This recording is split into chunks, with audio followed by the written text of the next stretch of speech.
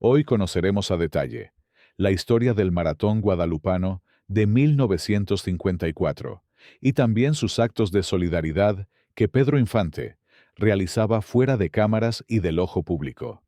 Acompáñame a descubrir al verdadero ídolo detrás de la leyenda. El Maratón Guadalupano conducido por Pedro Infante en 1954 es uno de los episodios más legendarios y menos contados de su vida.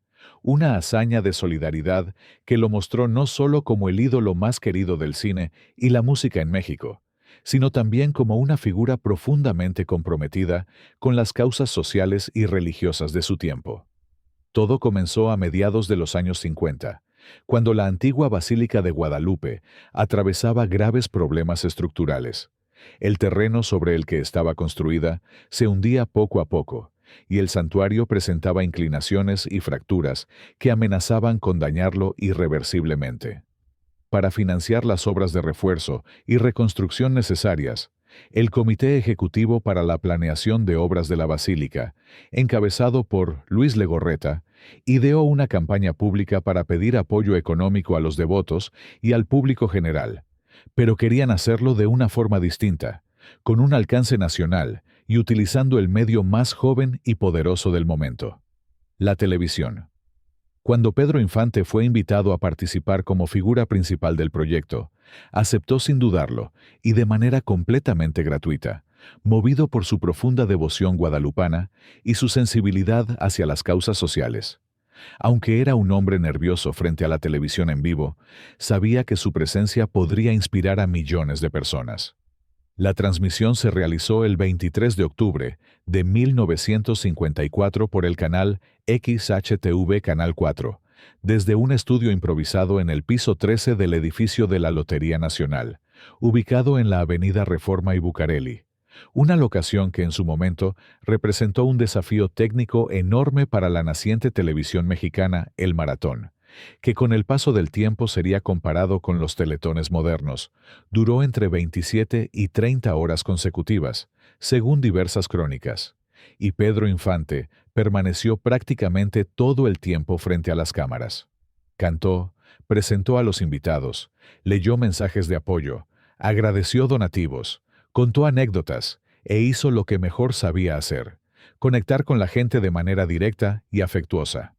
A su lado estuvieron Pedro Ferriz Santa Cruz, Marga López, Agustín Lara y muchos artistas más, apoyando a Pedro en la conducción.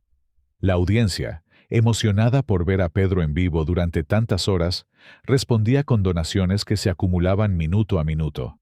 El maratón fue también un gran desfile artístico. A lo largo de la transmisión se fueron sumando figuras importantísimas del espectáculo de esa época: Sara García, Viruta y Capulina, Antonio Aguilar, Tintán y Marcelo, Eulalio González Piporro. E incluso en algunas recopilaciones se menciona la presencia de grandes estrellas que acudieron para apoyar y llamar a la solidaridad nacional. El ambiente era festivo, emotivo y profundamente humano. No había escenografías lujosas ni grandes producciones, solo artistas sentados frente a teléfonos, recibiendo llamadas, y un país entero escuchando la voz de sus ídolos, pidiendo ayuda para una causa religiosa y cultural. Al terminar la transmisión, la cifra recaudada alcanzó aproximadamente 1.300.000 pesos, una cantidad colosal para 1954, destinada directamente a las obras estructurales de la antigua Basílica de Guadalupe. Además de su tiempo y energía, Pedro también hizo un donativo económico personal como parte de la colecta. Las crónicas señalan que hacia el final, Pedro lucía exhausto, con la voz cansada y el semblante agotado, pero nunca perdió el ánimo ni la sonrisa, tomando café y agua entre cortes improvisados, limpiándose el sudor con un pañuelo y haciendo bromas para mantener al público despierto. Su entrega fue tan admirada que el 10 de enero de 1955, en Televicentro, se organizó la conocida Jornada de la Gratitud Guadalupana, donde se otorgaron medallas y reconocimientos a artistas, técnicos y benefactores que habían participado. Pedro asistió a la ceremonia y entregó personalmente varios reconocimientos, agradeciendo públicamente al pueblo de México por haber unido su voluntad a través de la televisión. Este maratón quedó grabado como el primer gran evento televisivo de ayuda social en México y uno de los primeros en América Latina. Dejó una imagen imborrable de Pedro Infante no solo como actor y cantante, sino como una figura de enorme influencia social, un hombre capaz de reunir a un país entero frente a una causa común. Para quienes lo vivieron, fue un momento de unión nacional, un ejemplo de cómo la televisión podía ser una herramienta para el bien comunitario. Hoy, más de 6 décadas después, aquel maratón es recordado como una de las gestas más humanas del ídolo de Guamúchil, un acto de fe, de entrega y de verdadero amor hacia su pueblo y hacia la Virgen de Guadalupe. Además del histórico maratón guadalupano, existe otro episodio profundamente conmovedor que demuestra quién era realmente el ídolo del pueblo lejos de los reflectores. Sus visitas a los reclusos del Palacio Negro de Lecumberri. Este episodio, aunque menos difundido por los medios de la época, ha sido relatado por familiares, investigadores y personas que lo vivieron, y hoy representa una de las pruebas más auténticas del enorme corazón de Pedro. Durante la filmación de Nosotros los pobres y ustedes los ricos, en los años 1947 y 1948, la producción consiguió permiso para grabar dentro de Lecumberri, una de las penitenciarías más temidas del país. Pedro no solo actuó delante de las cámaras dentro de ese escenario real, rodeado de reclusos verdaderos que participaron como extras, sino que poco a poco estableció una relación genuina con ellos. Cuentan quienes estuvieron presentes que, en los descansos del rodaje, Pedro se acercaba a los internos, les hablaba como un amigo, convivía con ellos en los patios, compartía cigarros, escuchaba sus historias y, en más de una ocasión, terminó cantándoles canciones completas, acompañado por músicos que él mismo llevó, con el único fin de regalarles unos minutos de alegría. Muchos presos declararon que Pedro se sentaba con ellos sin miedo ni pose, y que, si no fuera por su ropa de charro, nadie habría distinguido quién era el famoso artista y quién el hombre privado de su libertad.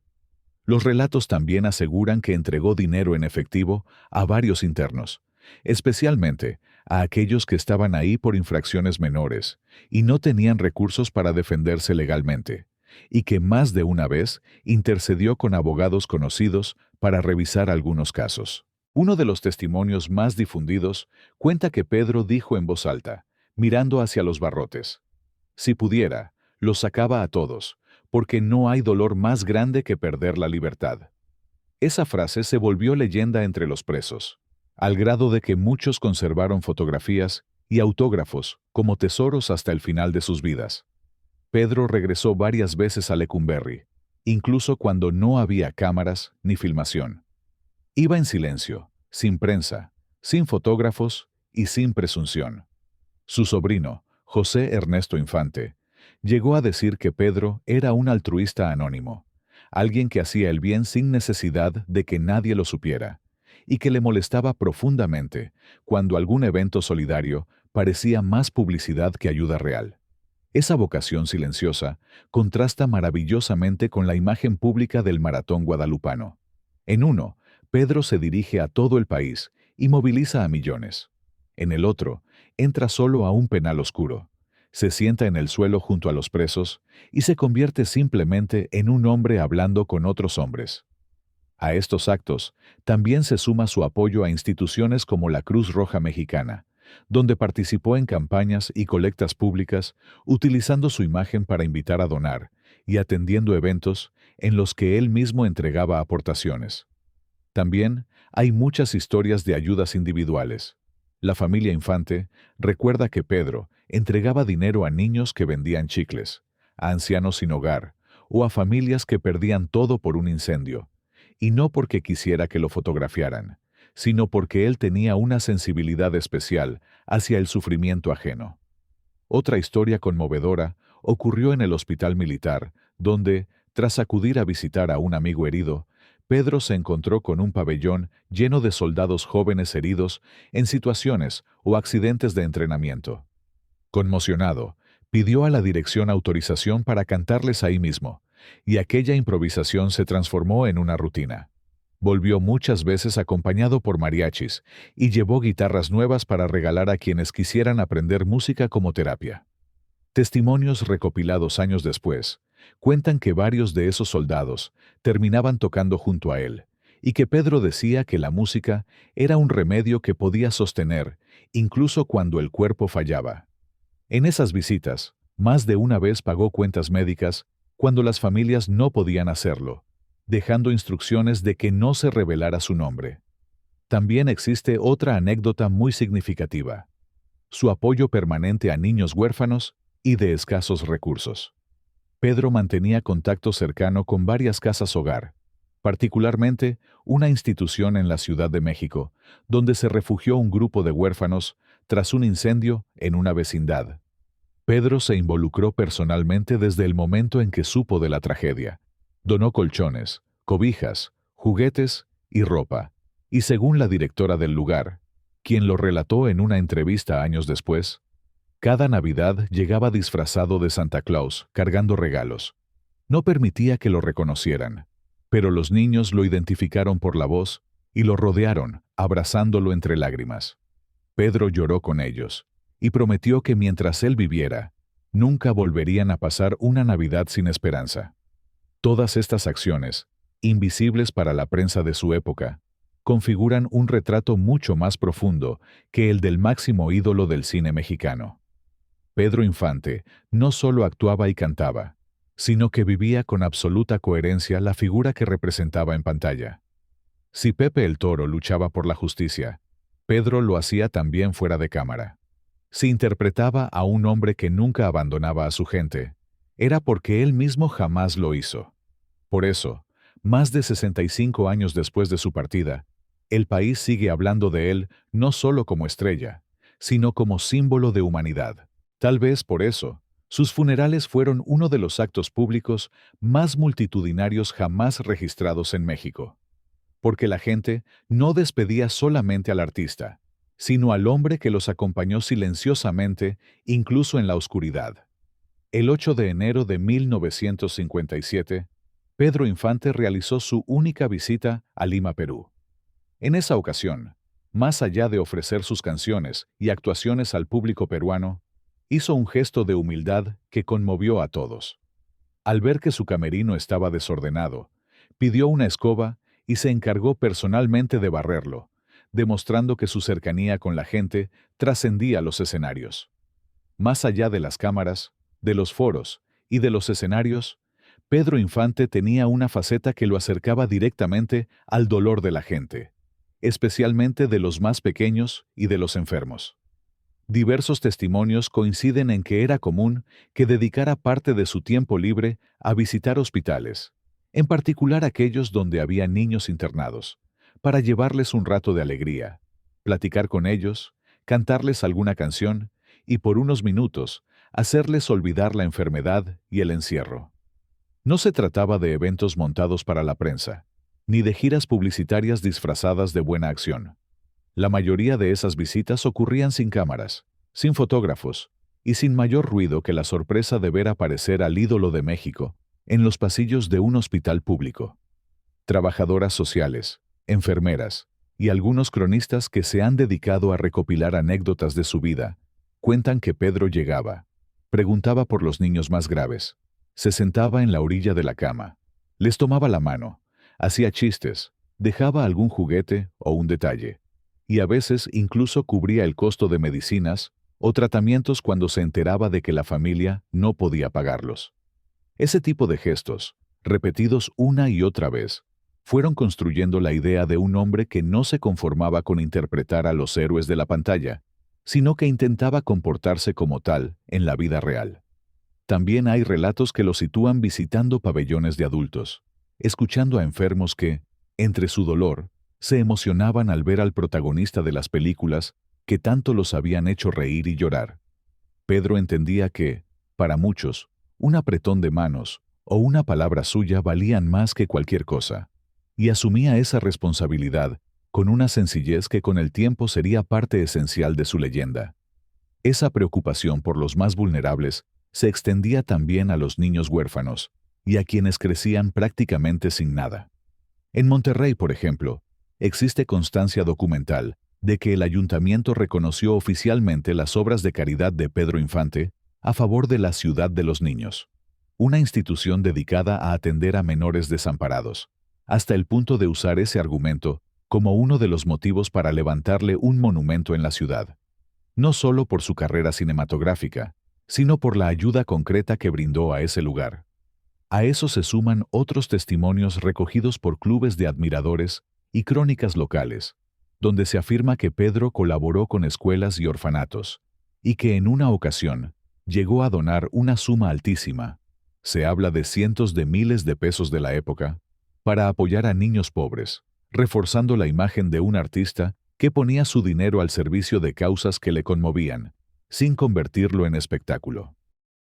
En paralelo, su relación con la infancia más humilde se manifestaba también en fechas simbólicas. Un recuerdo que se ha difundido mucho es el de cada 6 de enero, Día de Reyes.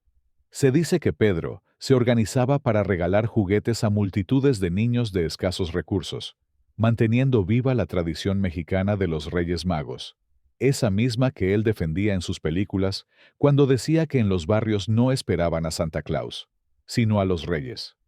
Para muchos pequeños, esos regalos no solo representaban el único juguete del año, sino la sensación de ser vistos y tomados en cuenta por alguien que, desde la pantalla, se había convertido en parte de su familia imaginaria. No era raro que los niños guardaran esos juguetes hasta que ya estaban rotos, diciendo orgullosos que se los había mandado Pedro Infante, aunque no lo hubieran visto en persona. En otras ocasiones, cuando visitaba su tierra o algunas comunidades donde sabía que había carencias fuertes, aprovechaba para llevar apoyos discretos, financiar reparaciones, donar dinero a escuelas, como lo hizo en Guamúchil, donde ayudó a construir una. Y, sobre todo, compartir tiempo con la gente, que era el gesto más valioso que podía ofrecer alguien con su agenda. Cuando uno junta todas estas historias, las visitas a hospitales para llevar consuelo, las ayudas a instituciones como la Ciudad de los Niños, los juguetes de Reyes para los niños más pobres, las donaciones a orfanatos y escuelas, aparece un retrato muy distinto al de la típica estrella intocable, Pedro Infante. El mismo que llenaba los cines y hacía suspirar a medio país. Se tomaba el trabajo de recorrer pasillos de hospital, oliendo a medicamento, de sentarse a la mesa con niños sin familia, de meter su mano en la bolsa para que alguien pudiera seguir estudiando o comprara el medicamento que necesitaba. No hay selfies, no hay ruedas de prensa, no hay campañas de imagen detrás de esos actos. Lo que hay son recuerdos sueltos que se han ido uniendo con los años y que dibujan la silueta de un hombre que entendía mejor que nadie el peso de la palabra pueblo. Por eso, cuando la gente habla del ídolo y dice que era un pan de Dios, no se refiere solo a sus personajes en el cine. Recuerda al hombre que les tendió la mano en un hospital, al que dio dinero para un orfanato, al que se preocupó porque los niños tuvieran un juguete el Día de Reyes, aunque sus padres no pudieran comprarlo. Esa suma de pequeños grandes gestos es la que convierte estas anécdotas en el complemento perfecto del maratón guadalupano. En la televisión, lo vimos movilizar a todo un país.